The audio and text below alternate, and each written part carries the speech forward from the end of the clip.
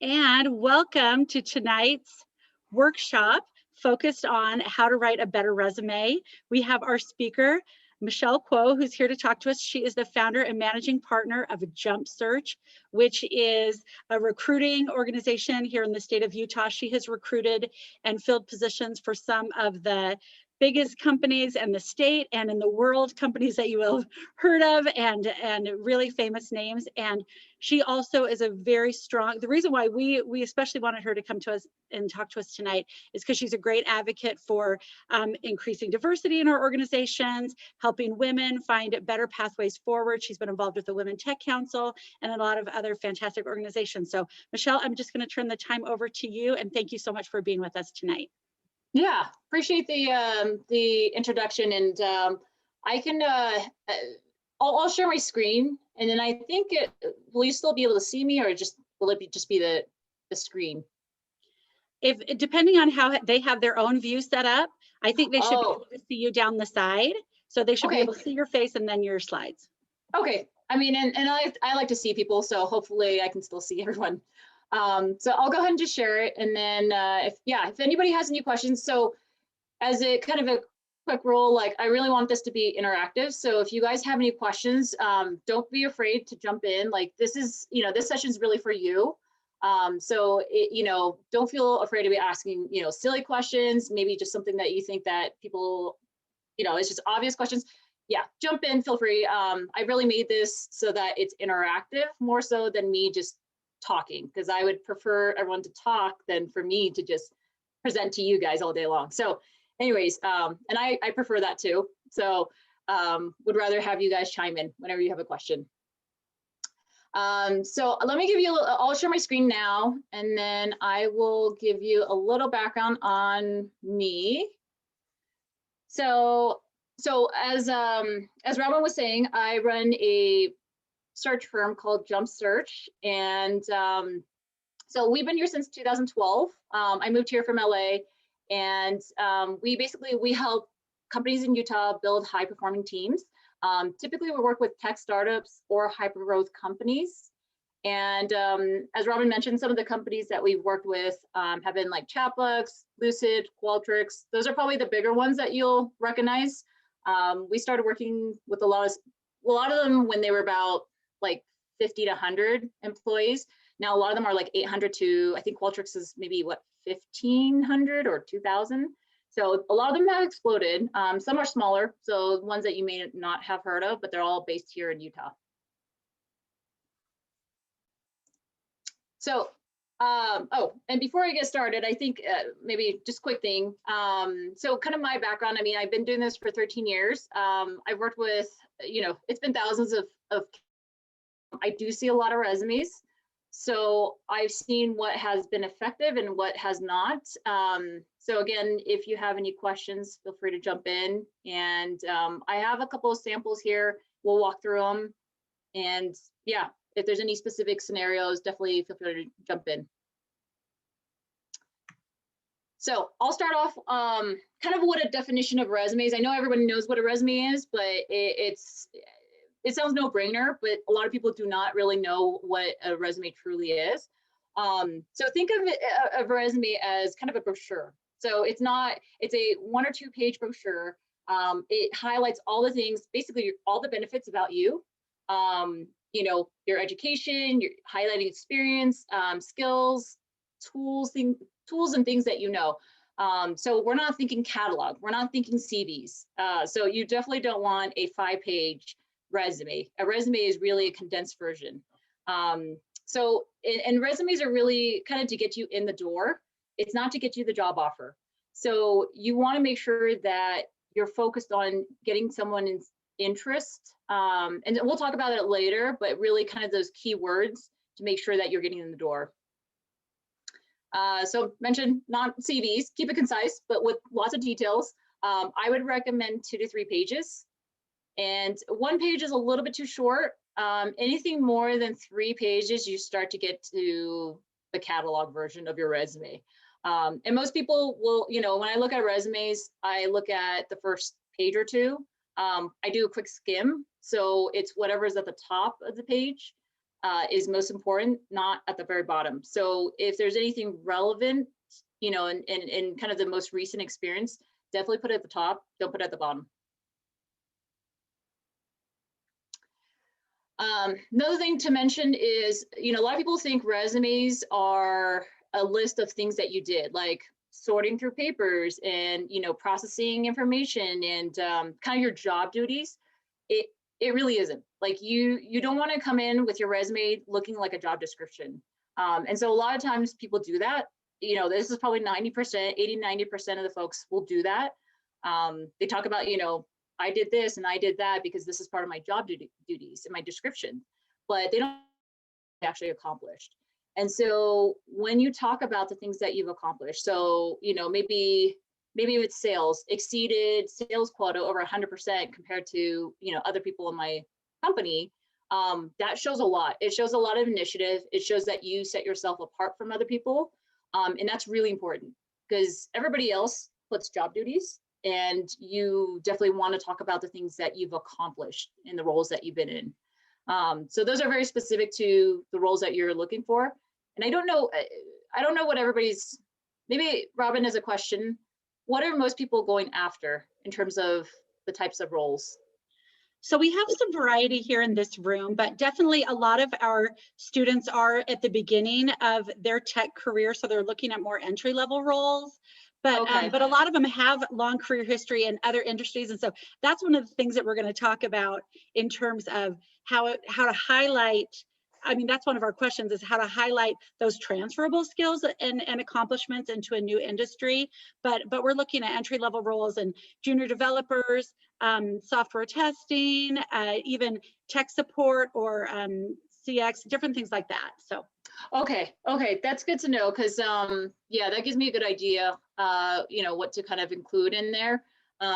So yeah, anything, I think just in general, like resumes should certainly highlight the things that have been accomplished, not just what you did, if that makes sense. And I don't know, I'm just double checking here, where there's some chats coming in. I don't know if I can see it on my end. Yeah, we had a question about how to balance touting your own accomplishments without coming across as bragging or things like that. So it's funny, that's actually a good question. So generally speaking, and then this might be I don't think it's a stereotype, but I know that, so when I work with candidates, a lot of times, like male candidates tend to be, they'll say the same thing as a female, but they will, when men kind of say what they've done, it's not bragging. Like they're just like, oh, I did this, I accomplished this. But when women talk about the same thing and they say the same exact thing, they feel like they're bragging. And it actually kind of comes back to kind of like I think women are pre-wired to be communal. And so we have a tendency to want to not take credit for things that we've done. And so I'll tell you, for the most part, most people are not bragging. They're definitely not bragging. And so don't feel like you're kind of stepping the line of bragging. You definitely want to highlight the things that you've done. And so a lot of things, and when you highlight it, you talk about, you know, this is what I did. You can also talk about it as part of the team, but definitely highlight the things that you've done as an individual and how that helped the team. Was there another question? For some reason, I can't access the chat through here. You're good. I'll keep an eye on it and I'll let you know if we've got questions. Okay, perfect. Yeah, I think in presenting mode, it's a little hard. All right, perfect. And then one thing, this is kind of simple, but not everyone does this. Just, you know, when you start sentences, start them with an action verb. So basically start it with, you know, you don't talk about like, oh, you know, I would do like accomplished, blah, blah, blah, or, you know, coded this, or entered. So start with action verbs, because some people just describe things and it's really not, as a bullet point, you definitely want to have your action verb in the front. All right, so I pulled a sample resume, and this is just kind of I wanted to talk about more formatting, because I know some people have questions about that. So really the big thing here is you want to make sure that the formatting is simple and easy to read. I mean, you can kind of play around. So like even just the name, and the state and all that. Usually I put that in the center. You can put it on center, you can move it to the side. It's whatever you prefer. But one thing I want to point out here is that everything is really clean. It's easy to read. It's really clean. You don't have these weird formatting. There's lines, so exactly, summary, education, experience. I would probably prefer a little bit more spacing between the two, between the different categories. But for the most part, this is really simple. It is one page. I'd recommend 2 pages. But this is one I just pulled online just so that it's a little bit easy to read. So I think in the case where I think, Robin, you mentioned that most of the women here are trying to get back into like a tech role. Definitely in the summary, talk about the things that you like. What are you looking for? Like, why are you looking for a tech support role? Maybe it's just, hey, you really enjoy helping folks with, solving technical issues. And then you could probably talk about something that you've done as an accomplishment. So the summary, I would probably keep it between 1 to 3 sentences, but definitely put what you're looking for. So if you're looking for an engineering role, state that, because a lot of times if you're, here it says creative, data driven, but you definitely want to state what are the things that you're looking for in this role. So, striving for a software engineering role because I really enjoy, I really enjoy developing coding and, creating things that are web interfacing. One thing I also do is I tailor it to the company I'm going after. So if I know that the company is like an e-commerce company or a B2C company that has a website, I would talk about have a really strong, keen interest in e-commerce and websites. If it's a B2B company, then tailor it to a B2B company, if that makes sense.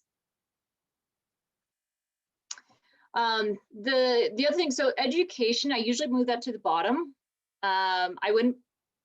Education at some point isn't really relevant. If you just graduated, education's important, especially if you're from, Harvard or a really good school, then you can definitely highlight that, but I would just put it to the bottom. Most companies don't look for it. Some larger companies do require it, but I would always put that at the bottom.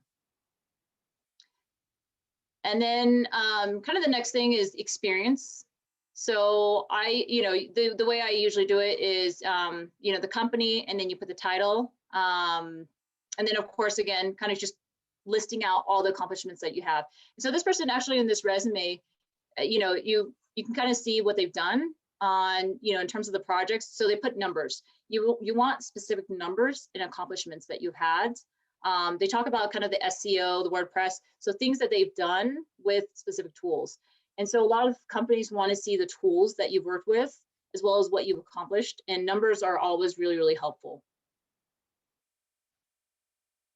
And then skills, especially for engineering, I would probably move that to the top because those are things that they're going to be looking for. So for, if you're doing tech support, or if you're doing development with specific skills, listing out Java, RabbitMQ, basically listing all the things that you've worked with. And that way, so part of this, the reason why you want to list it in your skills is because if you're applying to big companies, they typically do use a kind of a software to screen you out. So you want to make sure that everything you've worked on is all included in there. And so it's really important because if you're missing one keyword and they're looking for, let's say 10, and you have 9 out of 10, you will actually get screened out.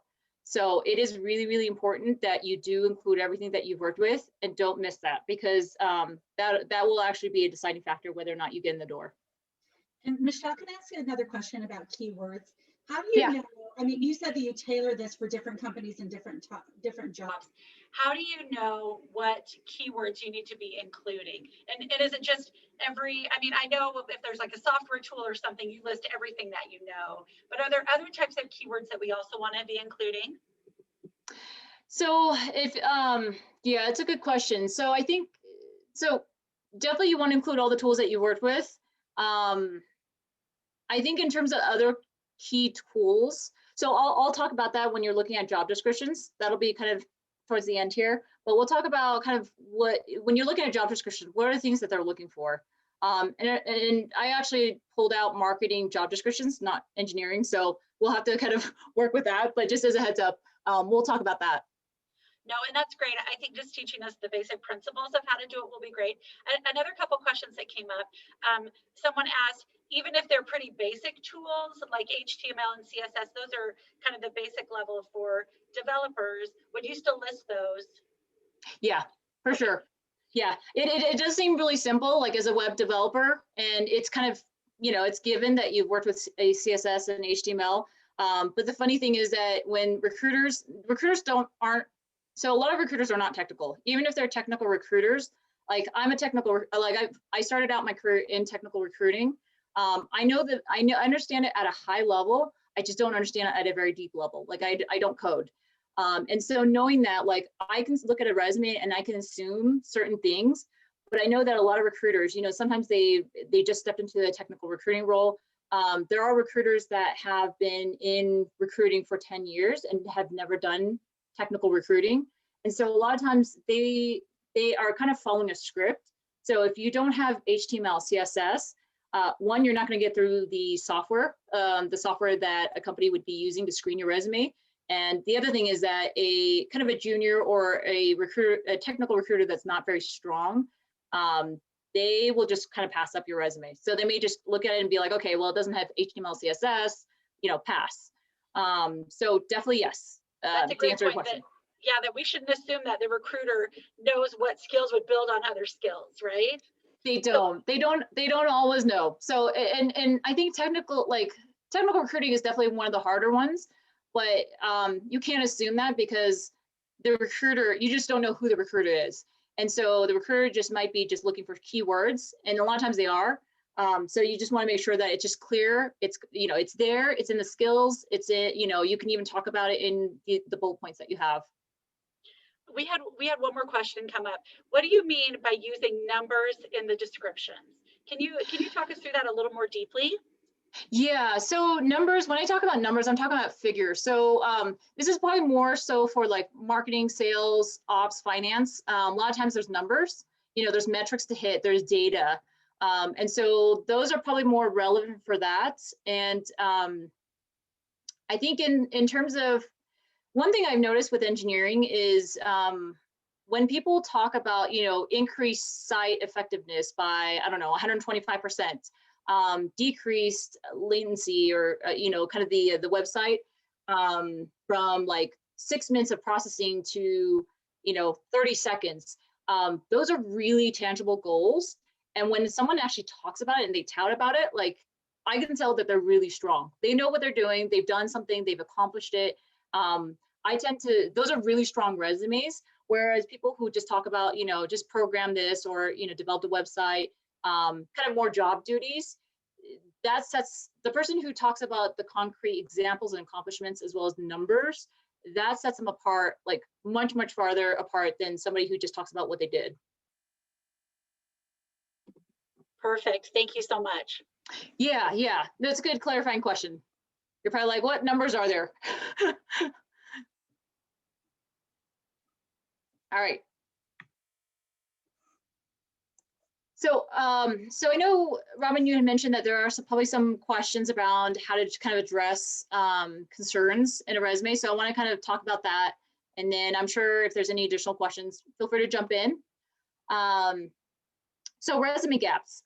So one thing, when I notice people who have resume gaps, if they can explain what they did during that time, and even if it's unpaid, it's voluntary, it makes sense. It's easier for me to go ahead and phone screen them than somebody who just does not talk about it.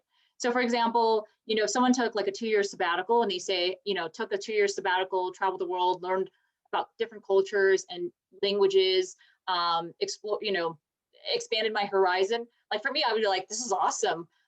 They explain why. And it's better than someone who just has a 2-year gap, never says anything, tries to brush it aside.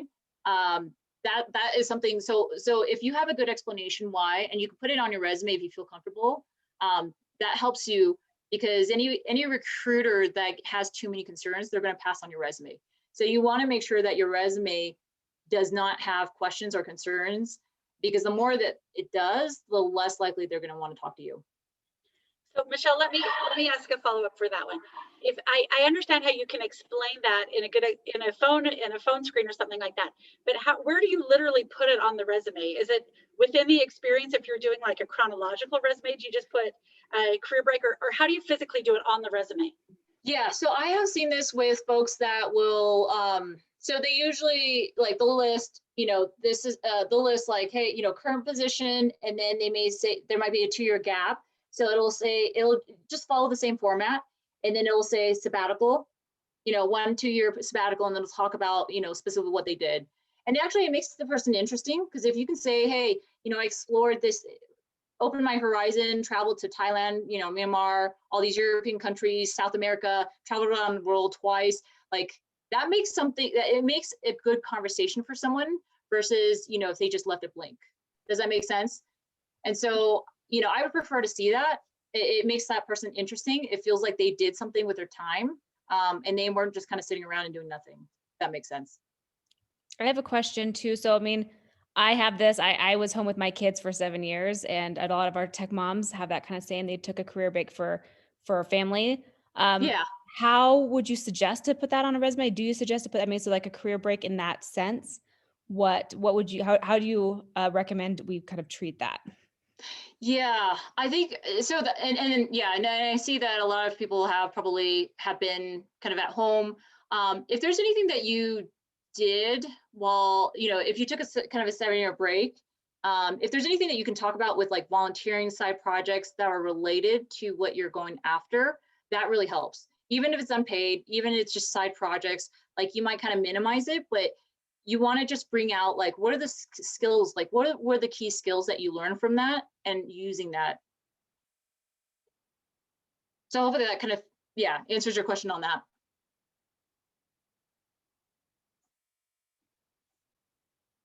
So that kind of answers the second point when I talk about kind of the unpaid volunteer and side projects. So anything that you've done, and it can be like, hey, you volunteered for the school, like your kids' schools, any sort of like voluntary, it can even be PTO. Like, what were the skills that you learned? It's kind of like collaboration. It's working together with other people. Maybe you were doing some analytical things. Maybe you even helped with the websites. And so anything that you can list would really, really, really help. And so that's what I mean by kind of like highlighting the skills. I definitely, I think a lot of times we have a tendency to kind of minimize things, but, knowing, hey, what are the key skills that you've learned from that and having that applied to what you're looking for. So that's part of why, I mentioned like, don't discount what you've learned from them, because, you're always learning something. And so I think you can apply that to, kind of even it's not a paid job. I think that those skills are going to be really applicable to, what you did, what you're looking for.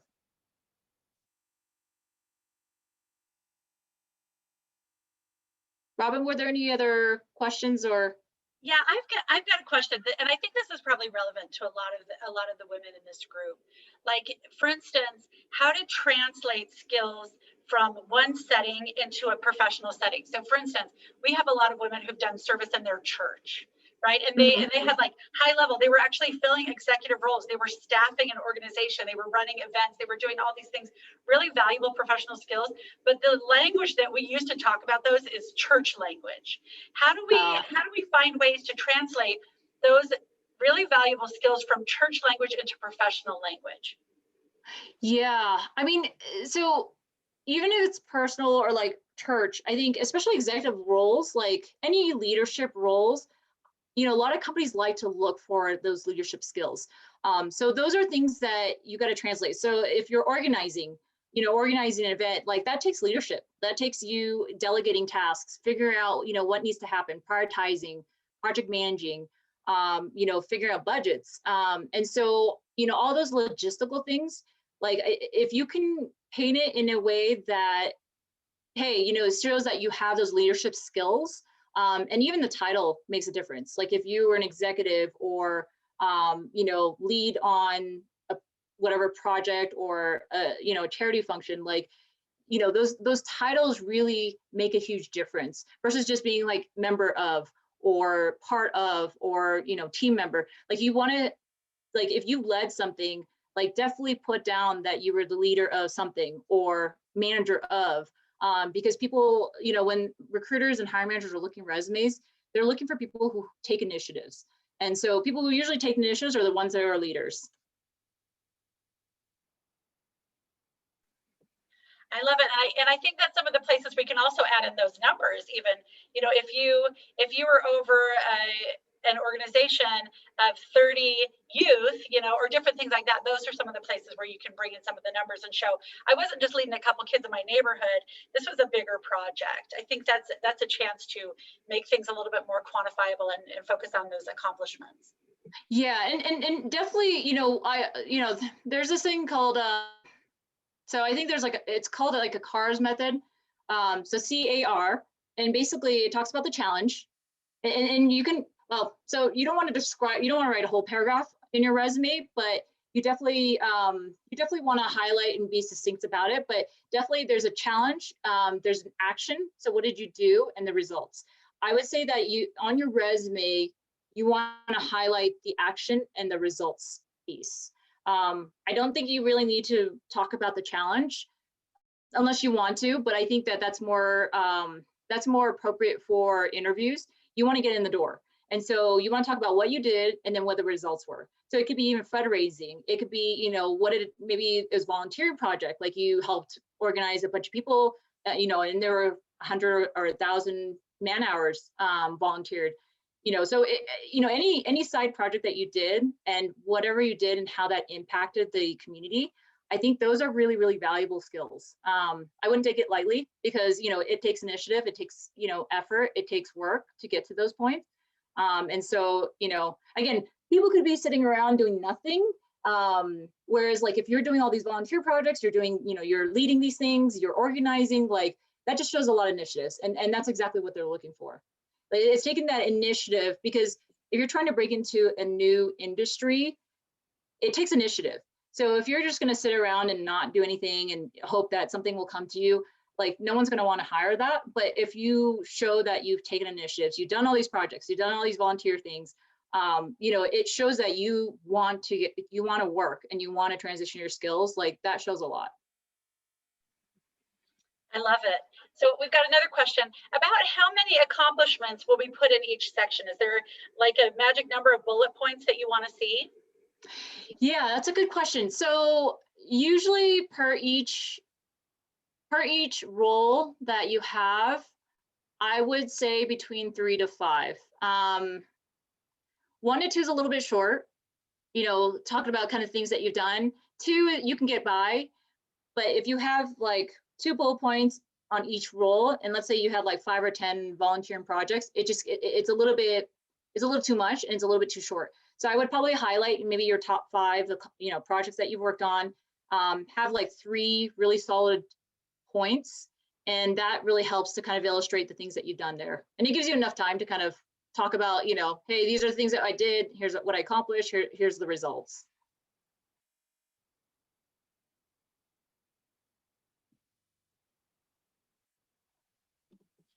Okay, I think that's all the questions we've got in the chat so far, but I'll keep sharing them as they come up, because I think this is great. And everybody, if you want to ask your questions yourself, feel free to do that. But if not, put them in the chat and I'll ask them. I appreciate you being able to do that, because I don't know that's easy for me to look at the chats. Okay, awesome. So, so we talked about this a little bit, and this is kind of the last part in terms of how to get through the company portals. So any large company that you're applying to, keep in mind, they're getting probably at minimum a few hundred to 1,000 resumes for given rec. And so, if you're applying to a Qualtrics or a Lucid or just one of the big companies here, just keep in mind that a lot of times these companies have a software that basically is really keyword sensitive. So they'll screen out any keywords that you leave out. So, just keep in mind. And that's why, when we talked about kind of including those keywords in your resume, even though it seems really obvious, like HTML, CSS, it is obvious. you want to put that in there. And, you know, even if you code it in Java or .NET, like you definitely want to put it in there because there is a distinction between a software developer that does .NET versus a Java, an open source developer. So you definitely want to make sure that you include it. One thing I want to point out is there is a higher likelihood of getting into a smaller company. So if you're making a transition, I wouldn't exclude one or the other. Like I would definitely, you know, apply to both large and small companies. But when you get into a larger company, a lot of times they do have the expectation that they kind of have you do that one thing. And a lot of times they want you to have that experience. Whereas in a smaller company and even a startup, they don't expect you to know everything. Because a lot of times startups they hire for, you know, the initiatives, being proactive. It's those cultural key factors that they look for. And that's why when your resume, you want to show that you've accomplished, you know, here are the, you know, being proactive. Those are the things that you want to show. And so startups will hire for that. They'll hire for people who don't necessarily have the right skills in scaling things. You know, if you haven't done this website or you haven't built certain things, they're more apt to hire you as long as you have the right kind of the key cultural elements that everybody else in the company is hiring. So I always say that if you can focus on smaller companies, startups, because they will give you a chance, whereas larger companies, they tend to have you kind of fill in a box because that's what they need. So the other thing, and we'll this next slide we'll talk about is looking through job descriptions and highlighting keywords. So we'll talk about that just so that you know when you look at a job description, what is it that you need to look for and how to, you know, and how to kind of get that onto your resume. And I think the other thing, so yeah, so if you've had experience, make sure you highlight it. We talked about that with the volunteering projects, anything that's unpaid, leadership roles, definitely highlight that in your resume. And then the last thing I want to mention here is just kind of personalizing your approach. So some people think that by applying to, let's say, 100 companies will give you a higher chance of getting interviews. That's actually not the case. So even if you cut that in half, let's say you applied to 20 companies, or even, yeah, less than half. If you apply to 20 companies and you personalize basically a message, like a LinkedIn message or an email to the hiring manager and the recruiter, your chances of getting on the top of the queue is infinitely higher than people who just go and mass apply. So I see that less than 5% of the time. I'll say it's probably 2 to 5% of the time. People will reach out to me on LinkedIn or through email that they find online. And so that really, like, especially if you want to show that you are making that transition, you're proactive, you know, and again, it's all about being proactive. You know, you're working hard, you're laser focused and trying to get into the company. That shows a lot more than somebody who just goes and applies. Because when you apply, again, maybe the portal, the software will screen you out, but the other part of it is a lot of times they'll just look at it and then kind of just screen you out if other people have the experience. But if you take that initiative, they'll likely put you at the top of the list. So that really makes a huge difference. So Michelle, I've got 2 questions about that. Yeah. First of all, how do we identify the hiring managers and recruiters? And then second place, how do we reach out to them in a way that they're going to be receptive to? Yeah, that's a good question. So how you identify, you kind of have to do a guessing game here. If you do enough digging work, you'll figure out who either the VP of engineering, the CTO is. If it's a small startup, it's typically going to be the head of engineering or the CTO. Your chances of getting in is higher if you do a personalized outreach. And so when I talk about personalized outreach, I'm talking about, you know, hey, maybe they're a startup in, I don't know, healthcare, and maybe they're doing something with AI. So when you look through the website, you find something interesting about what their product is, you find something interesting about the hiring manager. And so when I talk about, you know, personalize that, I'm talking about, hey, I'm really interested, you know, maybe you can even share, like, you know, healthcare has been something that's been really important for me. You know, I've had people who's, you know, family members whose lives been saved from healthcare with, you know, the healthcare technology. And so you can talk about that. You can talk about, just your interest in AI. You found the CTO's background in, I don't know, X company or what they did, or maybe they even did a talk. So talking about those things really put you ahead of the game, and it'll actually pique their interest more so than someone who just applies, or even just says, hey, I'm interested, I just applied, talk to me. Like a generic message is not going to do anything. It's really that customized message that's going to really put you at the top. So I think I answered one of that question. One of those questions there. Yeah, I think you answered both of them. And I just want to give another shout out to LinkedIn. We had a workshop on LinkedIn a couple of weeks ago. This is where LinkedIn comes in so handy in doing our research, and also finding the people that we already know who might know those people who could give us a warm introduction rather than a total blind introduction. So it sounds like that's all plays into identifying the right people and then finding a good way to reach out and connect with them. Yeah, a lot of it has to do with research. Like you kind of have to figure out what a structure looks like. If it's a large company, so if it's like a Qualtrics or Lucid, it is actually really hard to figure out who the hiring manager is. But that's why I say like smaller companies tend to be a little bit easier, because if they're startups, they have 50 people, you could probably figure out who the head of or hiring manager is going to be. And you can message both of them. So if there's a manager and then there's a CTO, at least your chances are higher if you customize it. Again, we're not talking about a generic message that goes out to both. We're talking about a customized message that goes to both. So yeah, it'll definitely take some digging. And once you kind of do, once you kind of look through and look for those managers and CTOs or VPs of engineering, I think you'll find the right people in those places. And then you could probably also reach out to the recruiter as well, because typically they're kind of it gets your foot in the door.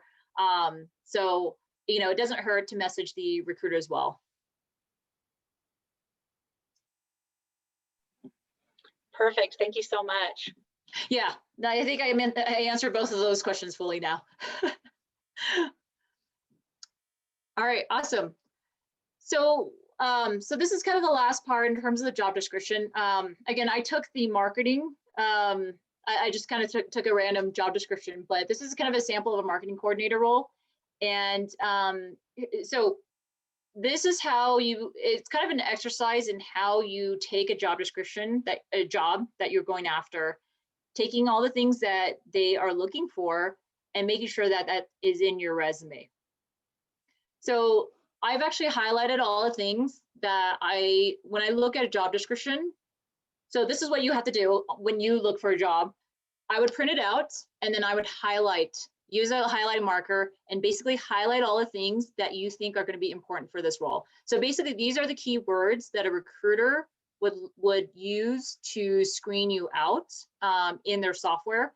The other thing is that even a recruiter, or even if there's not a recruiter and there's a hiring manager, they're looking for these keywords. And so that's why when I highlight, it kind of gives you an idea, like I'm not looking for, so there's some things about developing and implementing, maintaining promotional materials. Like I don't really care about that as much. What I really care about are like, okay, campaigns. Okay, so then I know campaigns are really important for them. Data, they talk about data.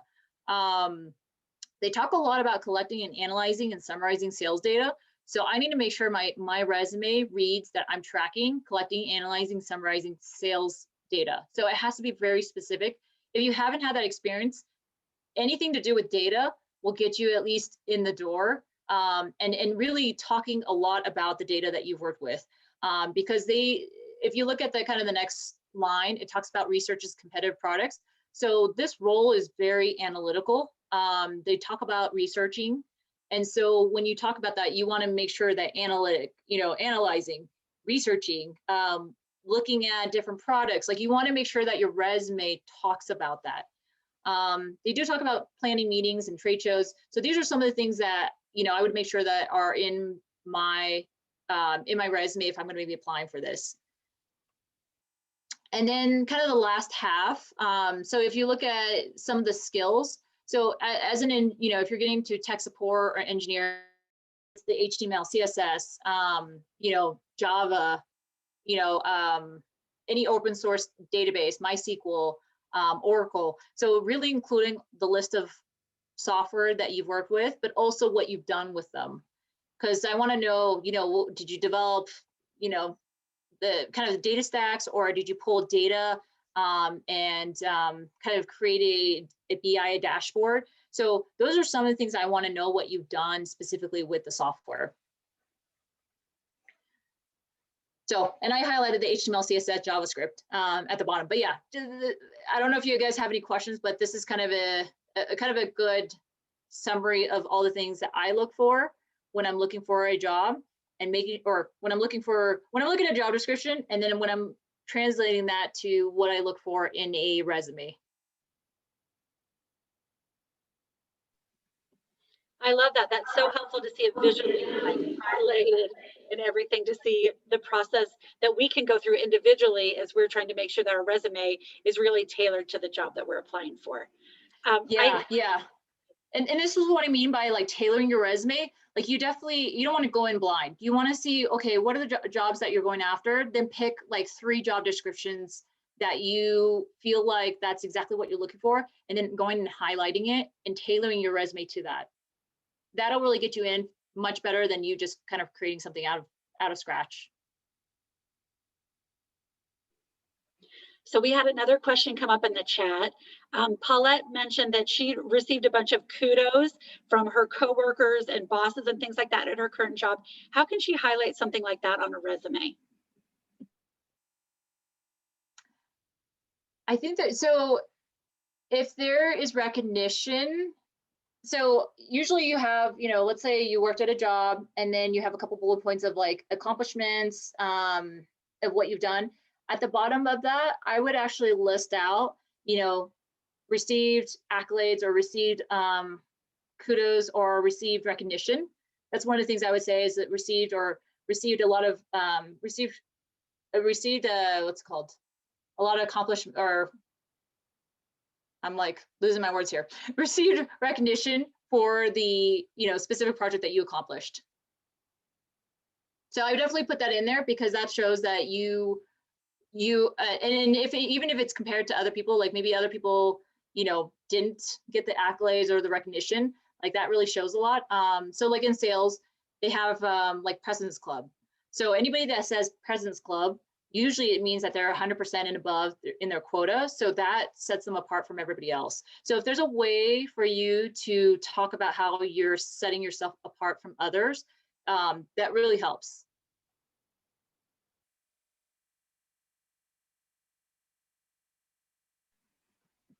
I've got another question about listing education, and I know this, I'm not sure if you're going to talk about this, but is there a way to list your education if you didn't actually graduate or get a degree, but you took coursework, like you had relevant classes, but you don't have a degree? Yeah. So again, a lot of companies now these days especially startups, they don't require education. It's great, like especially if you graduated. I mean, it definitely is one step above everybody else. But once you get work experience, it really kind of doesn't really matter if you graduated. So if you have not graduated, I think one thing that you can do is talk about the courses that you took that are relevant for what you're applying for. If you're, so it might be hard because you might not have taken a major that was related, but anything that's related, like anything that you can show that you had, let's say engineering. If you went into marketing and you didn't get an engineering degree, some of the things that you could put in, or maybe even just like, MBA kind of programs, things that require like a business or a leadership type of skill set. I would definitely put that in there. If there's anything analytical, like data marketing and analyzing things, definitely put that in there, because those are skills, those are key skills that are, that are translatable into engineering.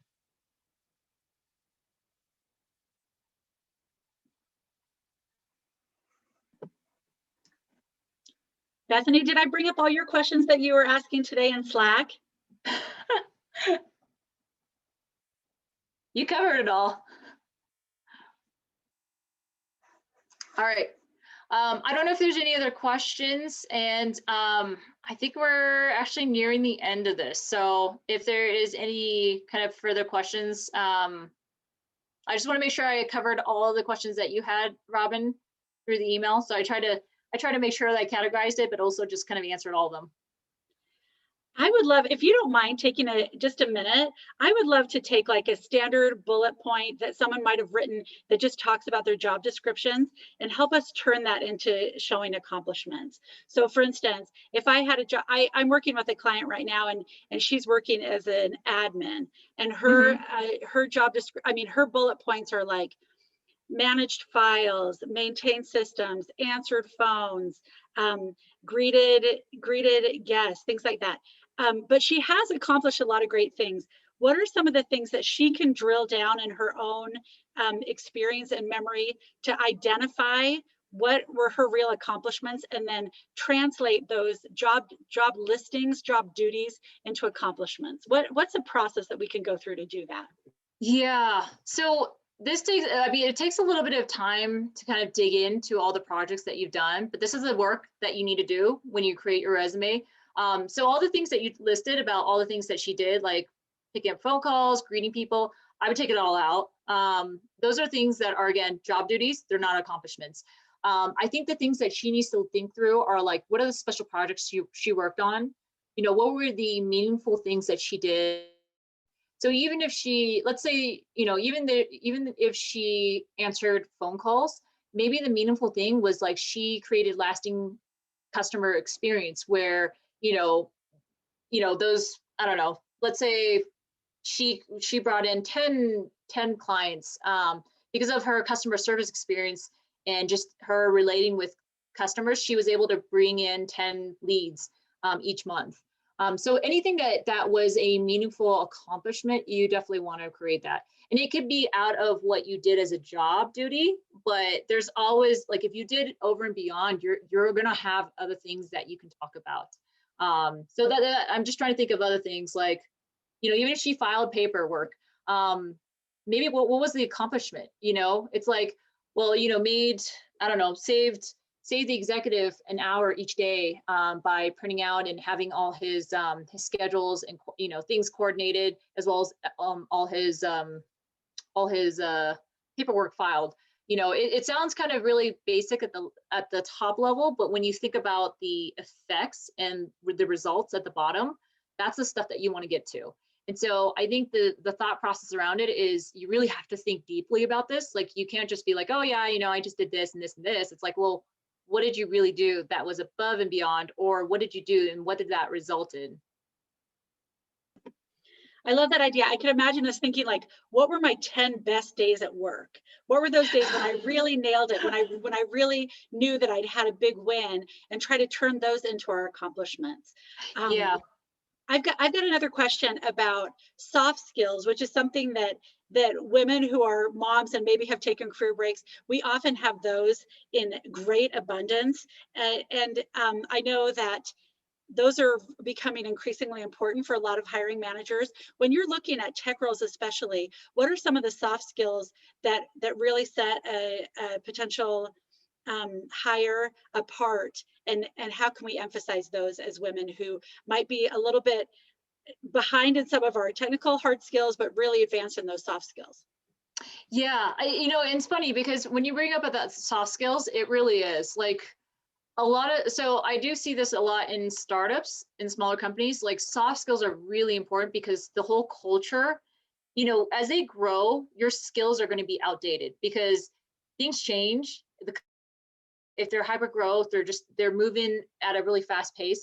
A lot of times your actual skills are going to be changing. And so what really is important, and again, kind of going back to the whole critical skills, is really just it's the accomplishments, it's seeing that someone's proactive, it's those soft skills. One thing I don't really like when I look at resumes, I'll just point this out, is I don't like it when someone tells me that they're proactive, they're well accomplished. You can call them subjective words. So if you're saying, I am, articulate, I'm very, very smart, I'm well accomplished, those are all really subjective words. I don't actually like that. And the one thing is, like, don't tell me, show me. So that's what I usually look at is, okay, tell me about the accomplishments that you've done. Like, don't tell me who you are. Tell me, show me the accomplishments that you have done. And so when you're translating soft skills, you got to figure out, okay, you know, as a mom, what were some of the soft skills? And that kind of goes back to like what volunteering projects or things that you did that could be translated into projects like working well with others, delegating, you know, figuring out, you know, maybe there was negotiation involved, you know, maybe it's a difficult situation. And then that's where people shine. It's like, you know, there's a difficult situation. Maybe there was a lot of high stakes. And so, you know, kind of being delicate and working with different personalities, maybe people from different backgrounds, you were able to collaborate and get everyone together. And the end result was just everyone kind of coming together, coming to an agreement, and having a successful event. So those are some of the things that I like to look for. And yeah, you definitely can't say, hey, I'm a great negotiator. It's like, okay, what did you do? So definitely show me. I love that. And I think that's, again, another activity that we can do is we're looking at our own experience, whether it's paid, volunteer, or whatever, really mining our best days and our biggest wins, not just for the quantitative accomplishments and things like that, but also for the skills, those soft skills that really shone. That's the way they say it in Australia. That's the past tense of shine in Australia. but that really shined in all the things that we were doing. This has been fantastic. Does anybody else have any other questions? We've just got a minute or two left. And as I mentioned, I love this. That was my end.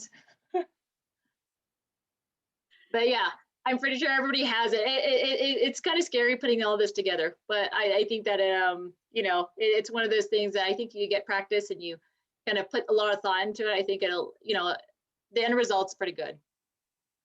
I love it. I love it. I love the idea that we don't need to stress about it, but we do need to work. And you've said that a bunch of times, like we need to dig deep. We really need to think it through.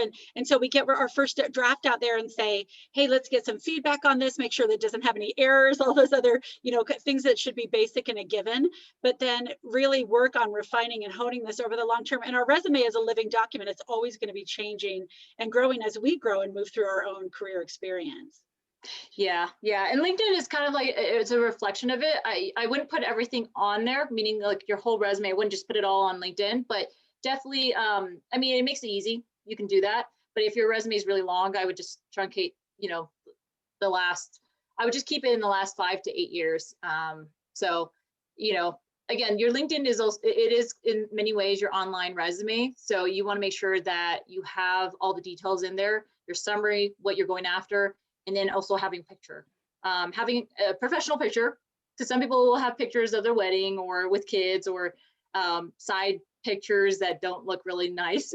So make sure that you have a very professional, front-facing, clean picture, because that, you know, first impression is really important.